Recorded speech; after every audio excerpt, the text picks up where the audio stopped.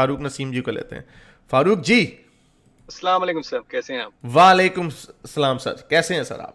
سر یہ آپ نے جیسے ہی ابھی میسج کی بات کی تھی کہ آپ کو کسی کا میسج آیا کہ ایک قسم کی گھٹن میں رہ رہا ہے کوئی انسان نا، تو اس چیز پہ میں بات کروں گا کہ کس طرح سے یہ بہت بڑا عذاب ہے. کیونکہ میں بہت سارے لوگوں کو جانتا ہوں، مطلب فیملی فرینڈس یا دوست یار جو ہے نا، جیسے ہی کوئی اگر آپ اپنے من کی بات کریں نا تو، لیکن یہ بھی ہوتا ہے کہ آپ نے اگر 3 4 دفعہ بات کی ہے نا تو 5ویں مرتبہ آپ کی بات وہ ویسے ہی ٹال دیتے ہیں کہ تو بات ہی ایسی کرتا ہے.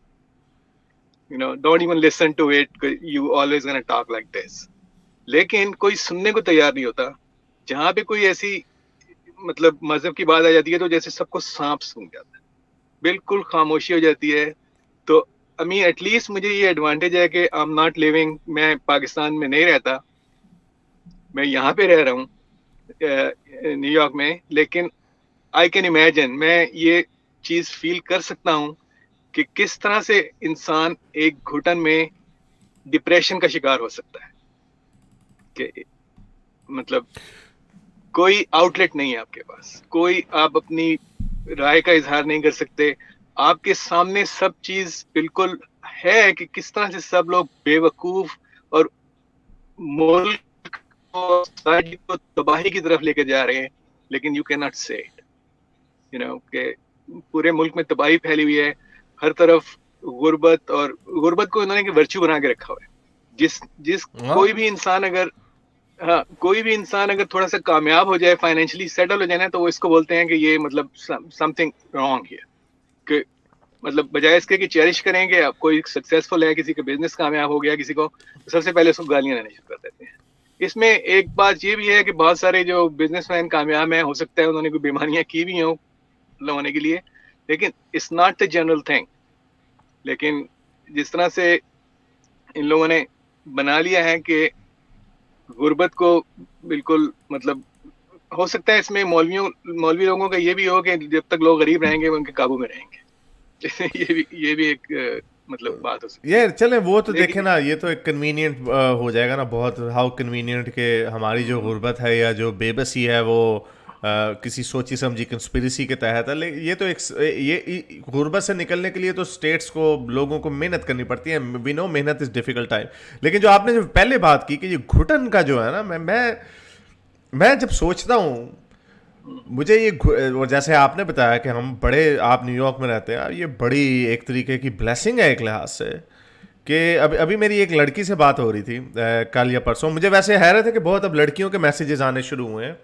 جو میں ہمیشہ سے کہتا تھا کہ خواتین کیوں نہیں بولتی اس مذہب کے خلاف, جو اس کی سب سے بڑی وکٹم ہے وہ لڑکیاں, خواتین ہیں. اور مردوں کو جو آرگومنٹس اپیل کرتے ہیں, میں نے دیکھا 99 آؤٹ آف 100 وہ آرگومنٹس عورتوں کو اپیل نہیں کرتے. ان کو آرگومنٹس, یہ جو ویمنز رائٹس کے حوالے سے جو آرگومنٹس اپیل کرتے ہیں, تو وہ ایک اس کی پوری سائیکالوجی ڈفرینٹ ہے. کہ آپ اس کی آبویسلی ان کا اسٹاک ہوم سنڈروم جو ہے پہلے وہ ٹوٹے گا, وہ اس سے نکلیں گے, اپنے آپ کو ایکول سمجھیں گے پہلے, تو پھر ان کو اس چیز کا احساس ہوگا کہ یہ جو اسلام میں جو حقوق ان کو دیے گئے ہیں, سو کالڈ حقوق دیے گئے ہیں, وہ کتنے برے ہیں. تو میرا خیال شاید اب ہم کسی حد تک کامیاب ہو رہے ہوں گے. تو آج کل مجھے لڑکیوں کے, ابھی ایک لڑکی کا مجھے میسج آیا تھا, کل میری اس سے بات ہوئی تھی, میں نے اس کو بات کی تھی, اس نے مجھے کافی میسیجز بھیجے کہ حارث بھائی آپ پلیز میرے سے بات کریں. تو میں نے ان سے بات جب کی تو انہوں نے یہی بتایا کہ ان کی وہ, یعنی وہ ڈر میں ہیں کہ ان کے ایف ایس سی ہونے لگی ہے تو ان کے والد صاحب ان کی شادی کہیں پہ کر دیں گے, اور ان کی شادی ہو جائے گی تو ختم, کیونکہ ان کے والد صاحب بھی بہت یعنی اسلامی قسم کے ہیں, جو دلہا وہ ڈھونڈنا چاہ رہے ہیں وہ بھی اسلامی قسم کا ہوگا, اور وہ لڑکی پوری ایتھیسٹ بن چکی ہوئی ہے. تو کیسے زندگی ہے. اور اگر آپ امیجن کریں 20-21 سال کتنا ہوتا ہے ایف ایس سی کا بچہ, میں خیال 18-19 سال کا ہی ہوتا ہے, وہ بچہ آپ امیجن کریں وہ کیسے ایسی پہاڑ جیسی زندگی گزارے گا.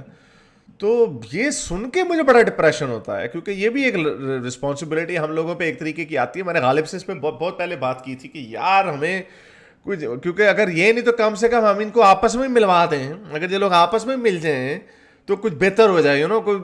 لیکن وہ پھر غالب is quite right on that کہ یہ ایک ایسا کام ہے کہ آپ رسپانسبلٹی کسی ایسی کا you know, it it's could, a very risky. اور آپ کو پتہ ہے ہمارے yes, جو دیسی مرد جو ہیں وہ ایتھیسٹ مسلمان بعد میں ہوتے ہیں, وہ پہلے ایک ٹرکی مرد پہلے ہوتے ہیں. yeah.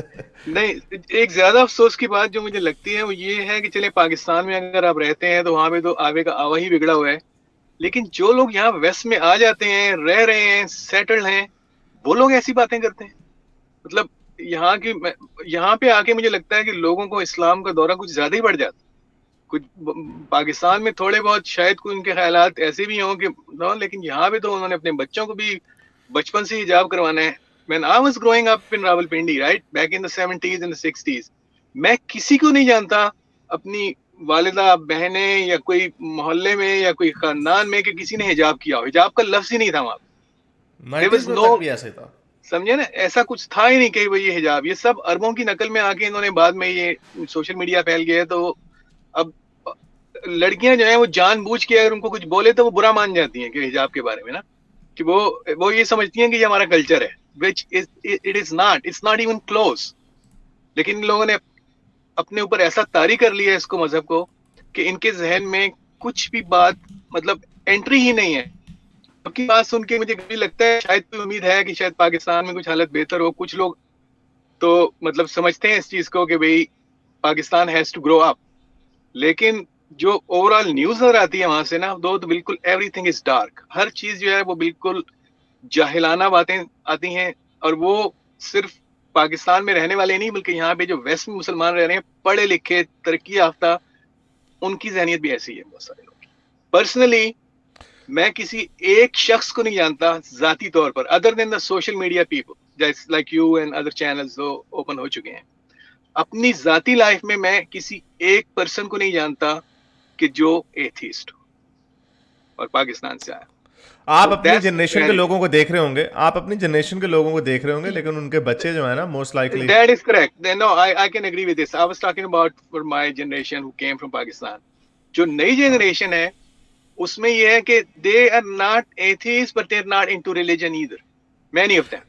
Yes you right. اور یہی وہ اوپننگ ہے کہ آپ ان میں سے یہ یا تو آپ نے دیکھا نا بورن اگین مسلمان جو ہوتے ہیں نا, وہ بھی جو کہتے ہوتے ہیں کہ وہ ہم تو ایتھیسٹ سے پہلے they were not atheists, they were like in this limbo state. یا you know they're not atheists but they're not even you know into religion either. تو later part of their life اگر if you don't captivate them, اگر وہ ان argument سے aware نہیں ہوتے تو it's quite likely کہ ان their 30s and their 40s they will grow their beards, وہ ان کی بھی داڑیاں نکل آئیں گی. اٹس ویری لائکلی یہ ہونا, کیونکہ ایک 20s کیونکہ 20s کی تو ایج ایسی ہوتی ہے نا, ریبیلینس ایج ہوتی ہے, چڑھتا سورج ہوتا ہے, دنیا سے ڈر نہیں ہوتا, میں تو جی پھٹے چک دیں گے, you know that kind of mentality. لیکن ایک اور مزے کی بات میں بتاؤں, جب میں شروع میں آیا تھا امریکہ میں نا, تو اکثر آپ نے سنا ہوگا کہ پاکستان نے کسی گوری سے شادی کر لی یا کوئی مطلب اسپینش سے شادی کر لی ہے, اس طرح سی ہوتی تھی. لیکن آپ کو یہ کبھی سننے میں نہیں مل رہا تھا کہ پاکستانی لڑکی جو ہے وہ کسی گورے سے یا کسی امریکن سے یا کالے سے شادی کر لے.